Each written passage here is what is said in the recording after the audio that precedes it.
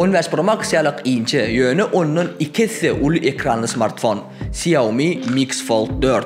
Edil häzirki wagtda dünýädäki iň inçe eplenýän smartfonlaryň biri. Birinji ýerde elbetde Honor Magic V3 ýöne ol barada başga videoda. Bugun bolsa Samsung'a nädip eplenmeligini öwreden Xiaomi telefonu bilen geçirilen bir hepde we goşmaça 3 gün barada gurlaşar. Taýin bolsaňyz başlaýar.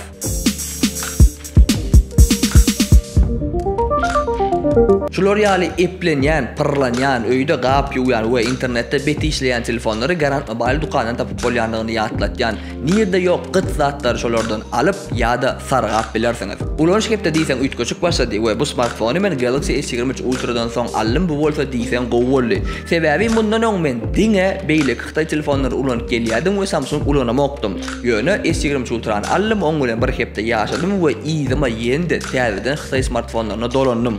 Bu bolsa kän zatlara täzeden seretmeklige mümkinçilik döretdi. Iň birinji duşan problemam global däl bolan Xitaylardaky bolşy ýalyk bu Google servisler. Oğlanların bu problema tereden däsiz. Mix Fold 4. Öz Google accountuma girjek bolýan olyn, parolum badym ýazdym, saýlady ýa-da kim ulanjak bolýa. Basýan bolly, knopka ýok içerde. Alo, any knopka nädip dowam etmeli. Bolýa açýas şunu.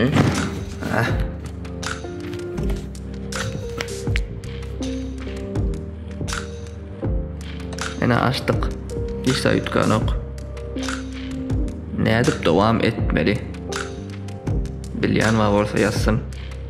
Xitay versiya smartfonlarda şol problemi bolýar we egerde siz beýle kösürmäseňiz gelmese onu telefony güni magazinde nastroyka etdirtmeli ýa-da azyjy gymmadrak bolan global versiýalar satyn almalylar. Ikinji problemi uwdumlenýär. Näme üçin Xitay telefonlarda uwdumlenýär bilen problema bolýanlygyny buda hem düşündirip bilýän däldir. Elbetde onu düzeltip bolýar. Uwdumlenýär gelir ýalagam edip bolýar. Ýöne näme üçin uwdumlenýär globallaky ýalyk tarapkada normal işler ýalyk edip bolanok mena şoňa düşünemek bolýar.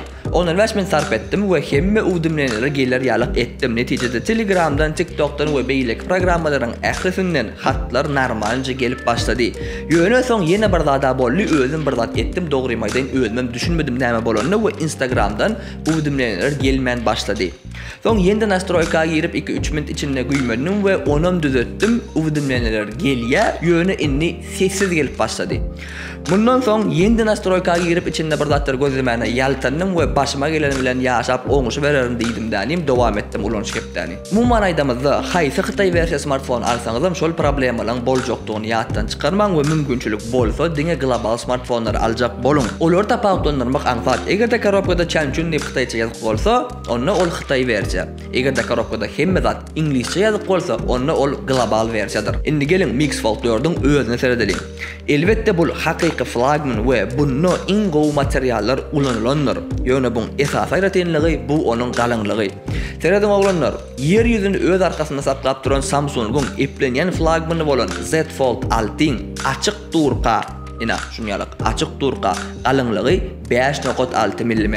Böwregimiz açyk 36 aýlap diňe anakomijek ýöne erebde natural titan 15 Pro Max bolsun diýilýän smartfonyň galanglygy 8.3 mm. Biziň bugünkü giroýymyzyň açyk ýagdaýda galanglygy bolsa 4.6 mm.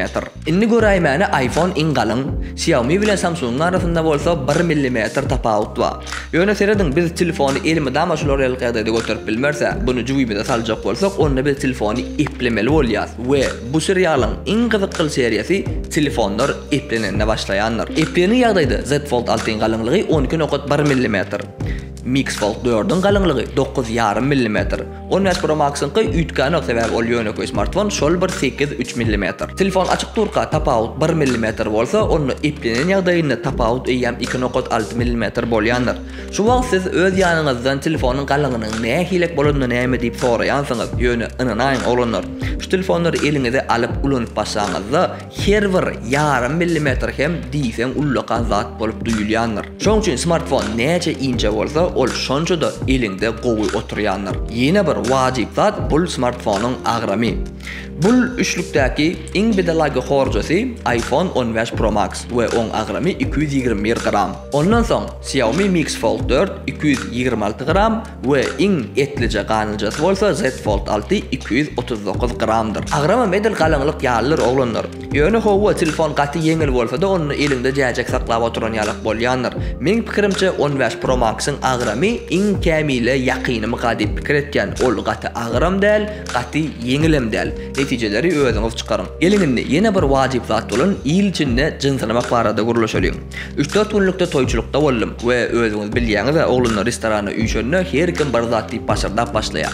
Başardamana zatlar gutorandan soň bolsa sagatdyr telefonlaryny stoluň üstüne çykaryp kiminki betdigini görkezip başlaýarlar. Menem näme baran ýerim bilen bolup ýörüm. Ena otur stolun stolu 15 Pro çykdy, 15 Pro Max çykdy, S24 Ultra çykdy, biriniň juwsundan Fold 5 çykdy. Menem kim galmajak bolup amanat Mix Fold 4'ü çykardym. Stoluň başynda oturan 10 oglanyň altysy näme gaday onuň diýip gyzyklanma bildirip telefon seredip başladylar. Mumman aýtjak bolýan zadym şu smartfon beýleklerden özüne has ken üns çekdi. Oglanyň biri bolsa wapşe ýaman betekenne ýaman haýwat görünýär bu telefon diýip aýtdy. Bolýaglyny değişýän. Bu zatlar gaty bir wajyp däl. Barabir hemme kişi öz halaýan zadyny ulanýar we oňa hiç ýylak jedelim we dawam ýok. Ýaňan belleşim ýalyk Mix Fold 4 hakyky flagman we buň üçin Snapdragon 8 Gen 3 prosesori oturdulandyr. Oň aptalyndan 12 GB ýa-da 16 GB RAM we 256 GB-dan 1 TB çelini hemişelik ýat oturdulandyr. Mumman aýdamyzda bu telefonna hemme zat uçýa, PUBG meselesiz 120 FPS berýär, içki ulluqan ekranyna hem oýun oýnamakluk diýsen rahatdyr. Mumman telefonyň sistemasynyň hem işleyişine hiç ýylak söz ýok, hemme zat uçýa animasiýalaryň gözüme diýsen ýakymly. Wajyp zatlaryň biri bu ekran. Bu smartfonyň daşynda 6.56 düýmlik 120 Hz'lik HDR+10 we Dolby Vision tehnologiýaları bilen işläp bilýän LTPO AMOLED ekran oturdulandyr. Ekrana hiç ýyl söz ýok. Ol diýsen ýagty renkleri gowy görkezýär we gözüňi ýadydanok. Umumyň aýdamyzda da daşky ekranyň ölçegleri Yönököy smartfonlaryň ekranyndan käme bir tapawutlanok we içki ekran bolmasa-da bu smartfony arkaýyn ulanyp bolýar. Z Fold 6-nyň ekrany 6.3 düým we ol inçiden uzun. Elinde täzaýyn kalbasasyny saklap oturan ýalyk reklama däller ýeşitjo. Üstesine de klawiaturada käme bir gowsaganok we umumyň içki ekran bolmasa Z Fold 6-ny ulanmakluk awaj kynrak. İçki ekran barada aýtsak, onu Mix Fold 4'de 7.98 düýmlik HDR10+ Dolby Vision tehnologiýaları bilen işläp bilýän LTPO AMOLED ekran oturdulandyr we bolom edil daşky ekran ýalyk diýsen gowy we oňda hiç ýylak söz ýok. Durun oglanlar. Samsung'un hem ekranına söz ýokdur. Olaram diýsen gowudur. Ýöne olaň awajuk ölçeglerinde problema bar. Ekrandan özü ören gowudur. Mumma diýjek bolan zadymy düşünýänsiňiz diýip umyt etken we kommentarda Samsung iň bet ekranlary öndürýär diýip ýazmaklygyň gerekligi ýokdur. Videoň başynda Samsung'a näde iplenmeligini öwretýän smartfon diýip belläp geçipdim. Gelin näme üçin beý diýjegimi düşündirjek bolaýyn. Samsung kompaniýasy bazara ilkinji bolup iplenýän ekranly smartfonlary salan we şol bazary öňe süren branddir. Oňa hiç ýylak söz ýok. Samsung malades. Ýöne 1-nji Fold'dan 5-nji Fold çenini başlap Samsung'un ekranlaryny ina şular ýaljak edip dol ýapyp bolanokdy we olaryň arasynda hökman boşluk galýady. O boşluğa bolsa tozan we hapy bölejikleri gitýärdi. Fold 6'da ol boşluğu maksimal nikçeltdiler ýöne ol şonda da ba we ekranyň içine barabir tozan bölejikleri geçýändir. Mix Fold smartfonlarynyň bolsa iň birinji versiýasyndan başlap ekran doly iplenýär we hiç ýyly boşluk ýok. Bul birinjidan telefony ýankylar tozanlardan we hapa bölejiklerden goraýar. Üstesine de bul estetik taýdan hem has owadan görünýändir.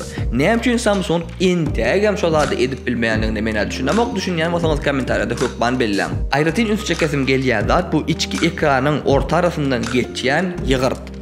Ol hem her ýyllan kiçelýär we her ýyllan ol käne bir göze görnenok. Umumyň 2 gün ulansaň Samsung'da da Xiaomi'de de oňa öwrençik gitýän we gözüň onu käne bir duýanok. Xiaomi Mix Fold 4'de 5100 mAh batareýa oturduran we ol zaryady ina şular ýalyk saklaýar.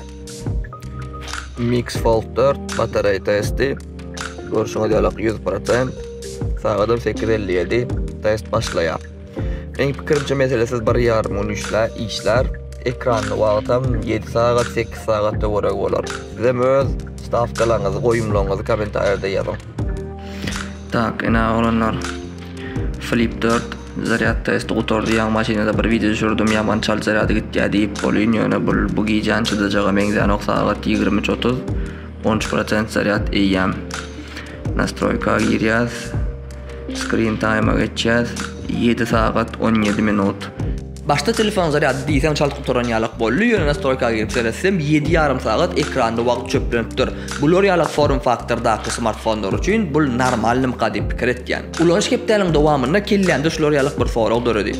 Eplenyan ve açılanına ekranı ulluqan bolyan smartfonlar kime gerek? Men şol soruğa deysen keyin vaqtlap jogap tapıp bilmedim. Sebebi ekranı açıp içki ekranına Instagram, TikTok görmekliğin manisi yok. Sebebi content ekranı sığanok. YouTube görmekliğim keyin var hezillal. Umuman content görmeklik üçün içki ekran değerlenim, daşqı ekran xas qovuqavat keliyam kadip pikir etken. Yönü ulanış hepde qutorya deyilen günü akşam öyle geldim telefon alıp TikTok'a girdim ve Telegram'da iş meseleleri boyunca adamlara jogap vermeli boldum. Ana şonno kella bir pikir geldi.